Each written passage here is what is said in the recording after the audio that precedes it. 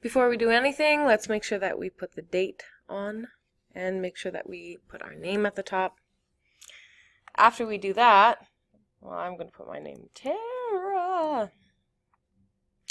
Let's move on to the purpose.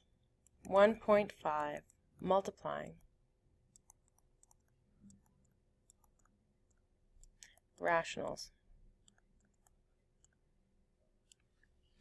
Use what you know about multiplying integers and multiplying fractions to evaluate the product of rational numbers.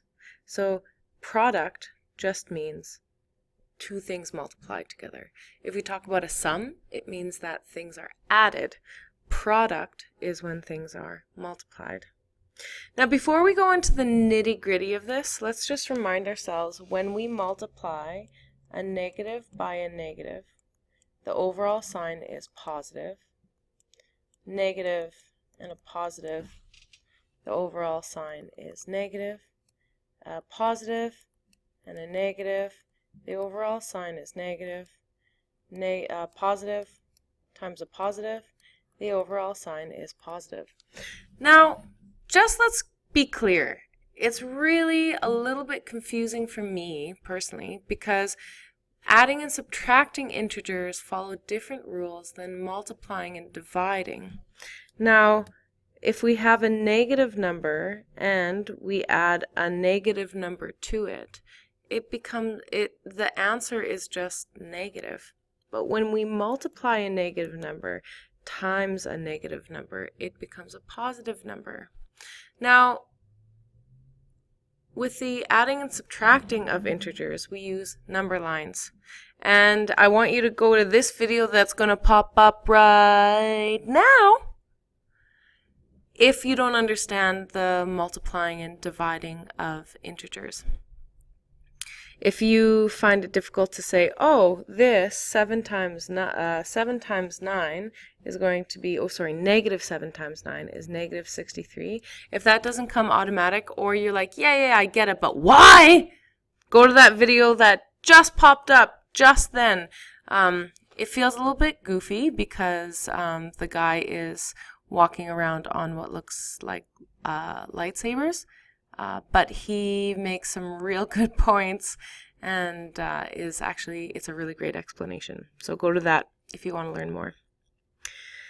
But if you feel comfortable with all that, let's go through these questions here kind of rapid fire and remind ourselves about multiplying fractions. So positive 6 times positive 8 is just going to be 48. Negative 8 times negative 6, we know the overall sign is going to be positive, so it's going to be positive 48. 9 times negative 3, there's one negative, so that means that the overall sign is, the product is going to be negative, so we have negative 27. Ugh. Okay, so here is our fractions. So when we multiply fractions, all we're doing is multiply numerators together.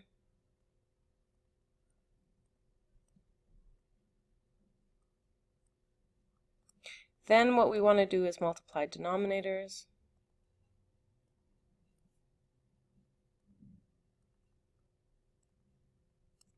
And then what we want to do is lowest terms,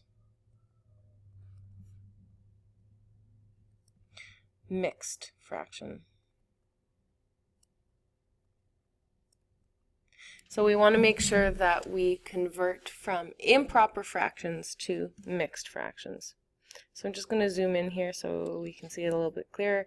6 times 8 is going to be 48. And 5 times 7 is 35. So this is an improper fraction, so I want to get it into a mixed fraction or a mixed number. So I say, okay, how many times does 35 go into 48? Ooh, once. And what do I have left over? What's the difference between 1 times 35 and 48? It's going to be 13 over 35. This one is a little bit tricky because oftentimes people think that this fraction here goes to both the numerator and denominator, but just pick one. It only goes to one of them. My personal preference is to put it into the numerator, and I'm just going to rewrite it that way. So I'm going to say negative 7 over 4 times 9 over 2. Now I just want to pause for a second. You notice that I don't put a multiplication sign in between here? That's the exact same thing. So if you see two brackets just beside each other with no operation in between, it's still multiplication.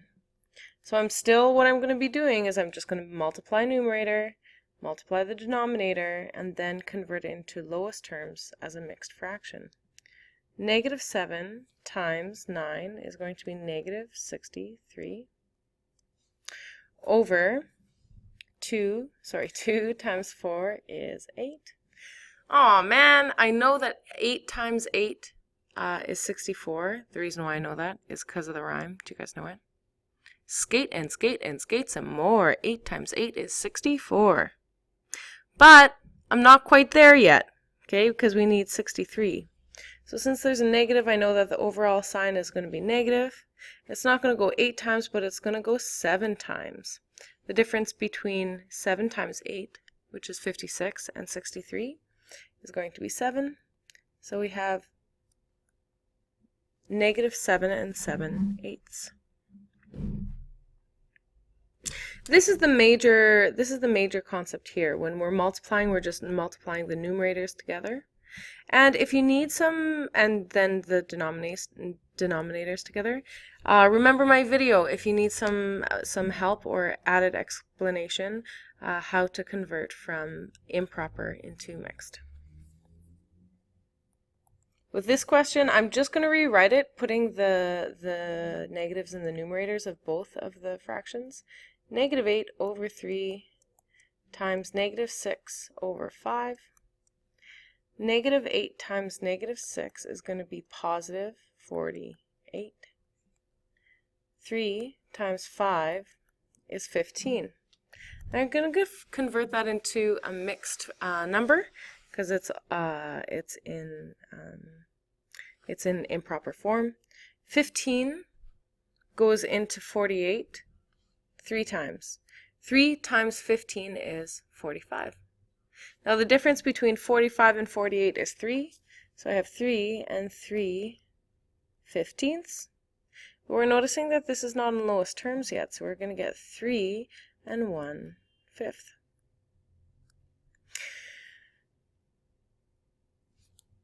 Now I'm just going to take a little bit of a side note here, okay? I'm going to show you the quicker way.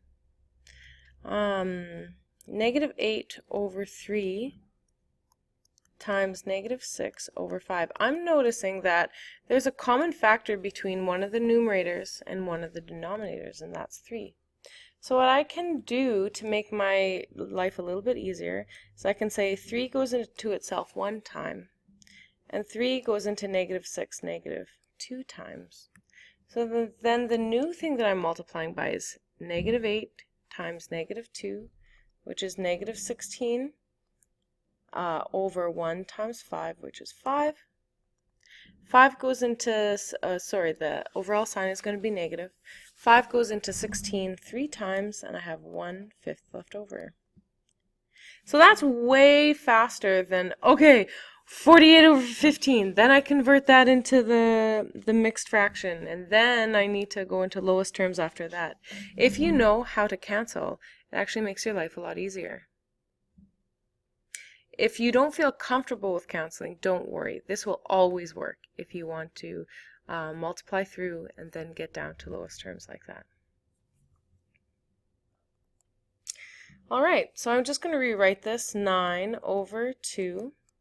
Remember, the negative only goes to the numerator or denominator. In my preference, I personally like putting it in the numerator. So this is going to be 9 times negative 3, which is 27, over 2 times 10 is 20. That's an improper fraction, and I'd like to get it into a mixed number. 20 goes into 27 1 time.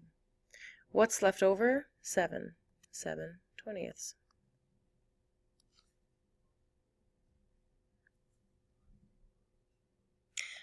This one right here has the sign already in the numerator, and if we scroll up a little bit, this one, I'm just going to highlight it. This one and this one are very similar. In fact, what I did was I converted that first one into this exact same one. So we know that this guy right here is going to equal -7 7/8. So perfect. I'm still going to go through the whole process of writing down the answer and going through everything just so that we can get more practice in it. So -7 times 9 is -63. 4 times 2 is 8. Remember, skate and skate and skate some more. 8 times 8 is 64. So it's almost 64, but it's 63. So I'm going to say -8 goes into 63 7 whole times. And what's left over? 7/8. Now, the next question is very much like this question.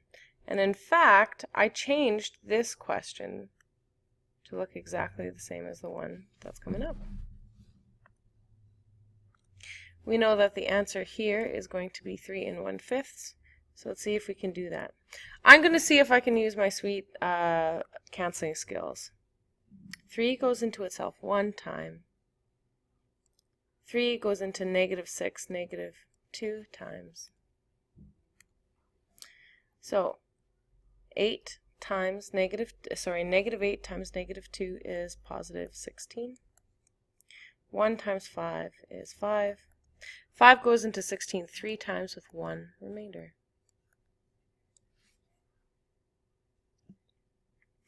And you'll notice this question is the same as this question because I changed it. I rewrote it so that the negative sign went into the numerator, which is exactly where it's found here. So 9 times -3 is -27. 2 times 10 is 20. I know that my overall is going to be negative. Ooh! Can we just pause for a second? Look at this. 9 times -3. I said it was +27. Whew! Let's go back. I'm glad I caught that. So the overall sign on here is going to be negative. So this is going to be -1 7/20. All right. So I know that the overall sign is going to be negative because we have one negative in the numerator. 20 goes into 27 one time with 7 remaining. Done. Now I'm going to use the same colors.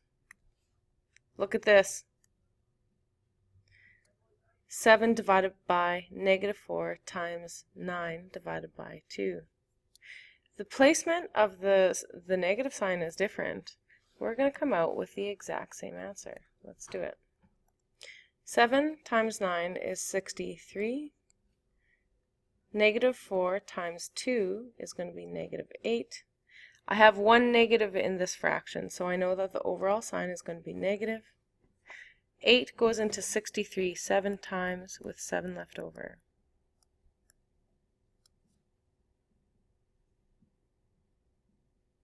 Now the next one is going to be green, just like our green question up there, but let's see if it actually works. 8 times 6 is 48. -3 times -5. -3 times -5 is going to be +15. Now remember, I could do my canceling, but I'm choosing to do it the long way this time, just for fun. I know, doing more math for fun, not fun. 15 goes into 48 3 times, and I have 3 left over, so 3/15. But that's not in lowest terms, my friends. Oh no. It's going to be 3 1/5. Last but not least, we have a question that looks very much like the ones that we've highlighted in pink. The only difference with this one is that instead of the negative being out front, or in the numerator, the negative sign is in the denominator, but it's the exact same answer. 9 times 3 is 27. 2 times negative 10 is negative 20. I have one negative, so I know my overall sign in this fraction is going to be negative. 20 goes into 27 one time with 7 left over.